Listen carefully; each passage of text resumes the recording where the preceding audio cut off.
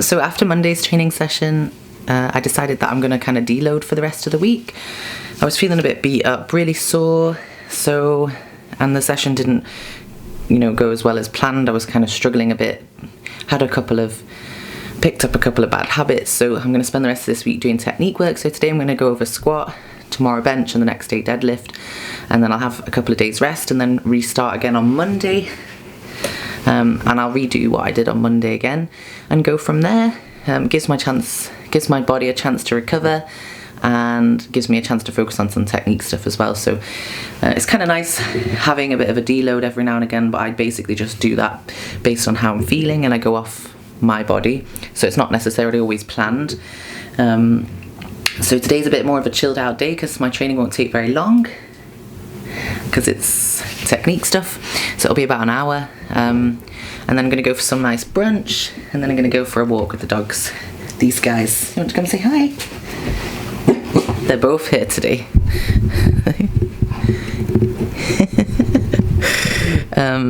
So they're a bit more spoiled. They get a bit more of my time this morning. And then back to work this evening, just a bit of PT. And I've also got a massage this afternoon, so it's quite a nice day. So I'm going to take you through it. Let's do it.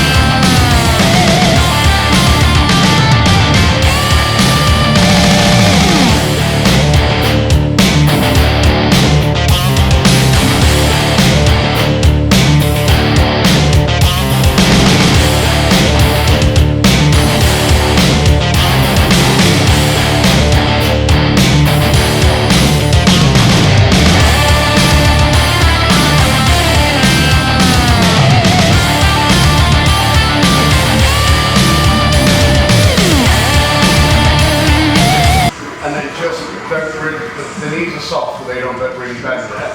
Just do like a tiny hip hinge, focusing on this staying down, and feeling the weight sit there on the hamstring and glute. This is crucial, and then squat.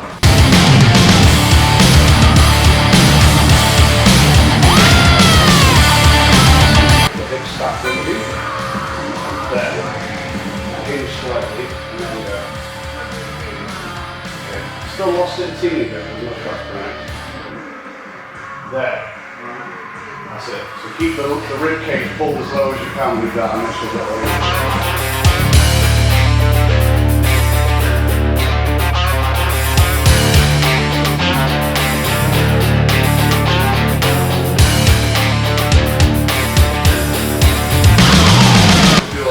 Hanging off your hamstring and glutes at the bottom.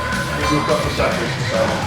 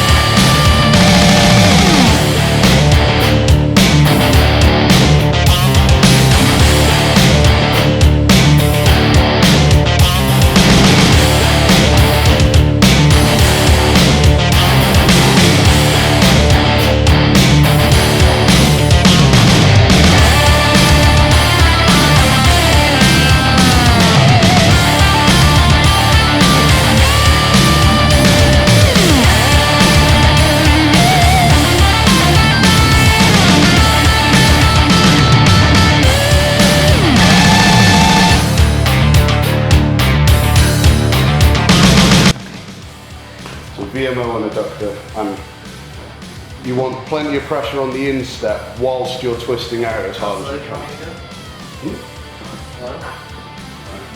Whatever allows you to feel it.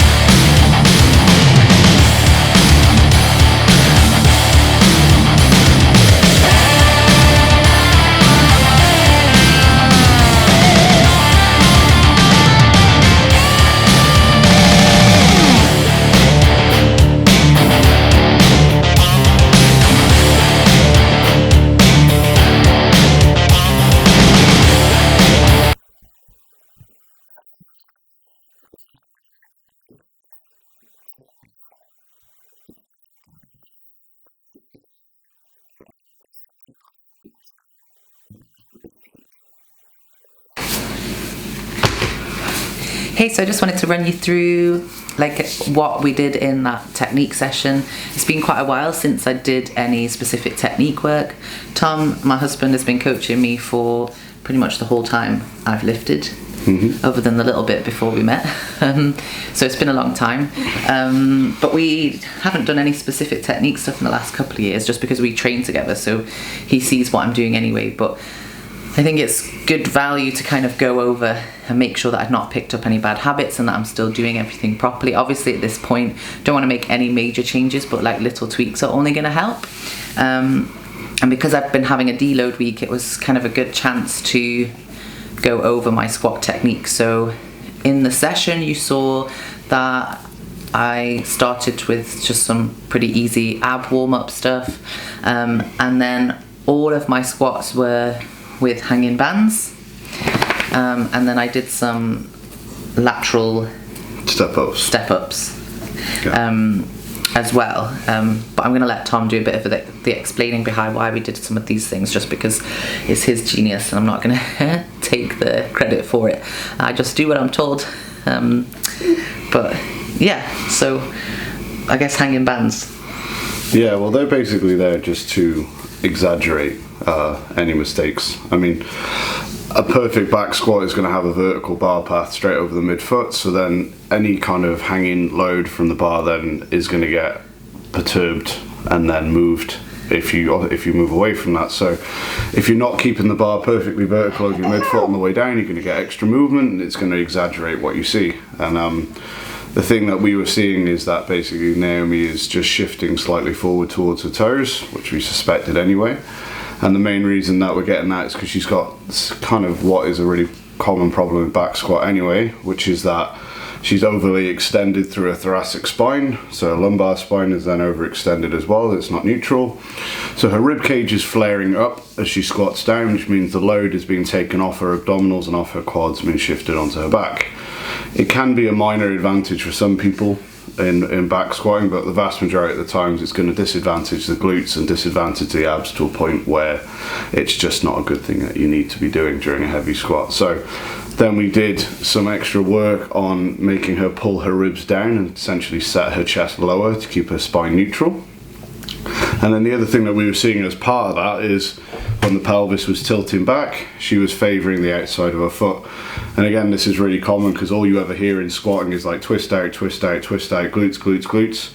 And then you end up basically overusing the glutes, favouring the outside of the foot and then not putting enough pressure through the inside of the foot. And Naomi was doing this, so then you end up with not enough pressure going through the VMO and the adductors and then not enough weight on the instep of the foot. So then we did the lateral step-ups, which you'll see in the video, because basically that forces you to use your VMO and adductor and put a lot of pressure down through the inside of the foot. And then the idea is then to transfer that over to the back squat then when you go back to them. And I think it did a pretty good job. It felt a bit weird for her at first, obviously, because it's a change. But the other benefit that it's going to have for her is when you're squatting without an anterior pelvic tilt, you do actually hit depth earlier.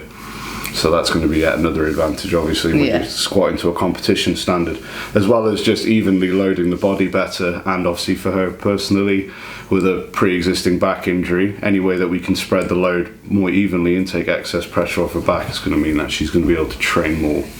Yeah. So, yeah. It was pretty successful. I think now I just got to make sure I implement those things in all of my training sessions going forward, which is just a little bit more thought as I'm training. So it's kind of like, you know, starting over again, but not really. But at this point, I've got my movements so ingrained that even a little change is going to be difficult, but definitely something I can stick with. So yeah, and these changes are pretty minor. I mean, it's not like Naomi's a bad squatter at this point, but it's my favourite movement. we are talking. They may sound like big deals, but when you watch it, you probably wouldn't see it. Because for her, they're really marginal, whereas for a lot of other people, they'll be more pronounced. But what it usually will present as is the ribs are flaring up, the elbows will drop down, then you get the bar moving down the back as well, which is obviously another issue that's going to happen during a heavy squat, which we want to eliminate. So hopefully bringing the ribs down, keeping the pelvis more neutral is going to solve actually a lot of little issues that are all kind of interlinked with each other. Cool. Awesome. Well, thanks for watching the video. Please like it and subscribe, and I'll see you again soon. See you later.